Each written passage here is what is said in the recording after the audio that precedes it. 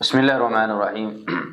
یہ آج کسی نے سوال کیا تھا کہ گھر میں جنات کے اثرات ہیں، بچے بے ہوش ہو جاتے ہیں اور گھروں میں کپڑے غائب ہو جاتے ہیں، اور اسی طرح کپڑے پہنے ہوتے ہیں اسی وقت پہنے ہوئے کپڑوں کو بھی کٹ لگ جاتے ہیں، اور گھر میں کوئی کپڑا بھی سالم نہیں ہے، جتنے کپڑے ہیں سارے کٹے ہوئے ہیں، اور اگر گھر میں کھانے کے لیے کوئی چیز لے کے آتے ہیں تو تھوڑی دیر کے بعد وہ ملتی نہیں۔ کوئی پھل فروٹ لے کر آئے ہیں، گھر میں رکھا ہے، تھوڑی دیر کے بعد وہ غائب ہو جاتا ہے۔ اور اسی طرح کھانا بنایا، سالن بنایا، جب کھانے کا وقت ہوتا ہے تو سارا سالن خراب ہو جاتا ہے، بدبو آنا شروع ہو جاتی ہے۔ اور اسی طرح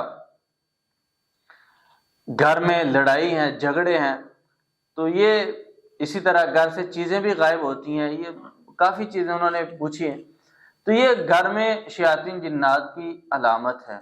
تو اس گھر میں زیادہ سے زیادہ صفائی کا خیال کرنا چاہیے، کیونکہ اس گھر میں گندگی رہتی ہوگی، اور اسی طرح واش روم کے دروازے کھلے رہتے ہوں گے، کچن کا دروازہ اوپن ہوگا، اور اسی طرح گھر میں صفائی کا خیال نہیں ہوگا، جس کی وجہ سے وہاں پہ جنات رہنا شروع ہو گئے، اور جنات کے لشکر وہاں پہ ان کے پورے گروہ رہتے ہیں، جس کی وجہ سے یہ سارا معاملہ بن رہا ہے۔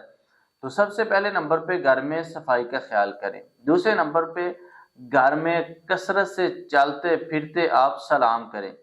جب آپ اپنے گھر میں سلام کریں گے تو وہاں پہ شیاطین جنات بھاگ جائیں گے، اللہ کی رحمت سے اس گھر میں نہیں رہیں گے۔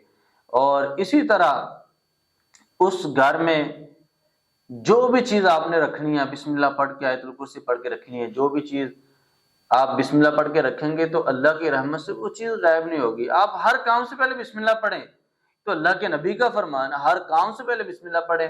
جب آپ نے کوئی برتن، کوئی چیز، کوئی کھانے کے لیے کوئی بھی راشن جو رکھا ہے وہاں پہ آپ بسم اللہ پڑھ کے رکھیں گے تو جنات اس کو اٹھا کے نہیں لے جا سکتے۔ جب آپ بسم اللہ نہیں پڑھیں گے تو پھر ہی یہ شرارتیں ہوتی ہیں۔ اور اسی طرح آپ گھر میں قرآن کی تلاوت کریں، خود پڑھیں، ریکارڈنگ چلا دیں، سورہ صافات گھر میں چلائیں، سورہ جن چلائیں، اور اس کے ساتھ ساتھ سورۃ البقرہ چلائیں۔ اللہ کی رحمت سے یہ کام کریں، گھر میں جتنے بھی جنات اور جو بھی شر ہوگا اللہ کی رحمت سے وہ ختم ہو جائیں گے۔ اور کوشش کریں کہ یہ زیادہ مسائل ہیں، کسی بھی معالجے سے جا کے علاج بھی کروائیں، رقیہ بھی کروائیں، اور اپنے گھر میں بھی آپ رقیہ کروائیں تو اللہ کی رحمت سے یہ معاملات بہتر ہو جائیں گے۔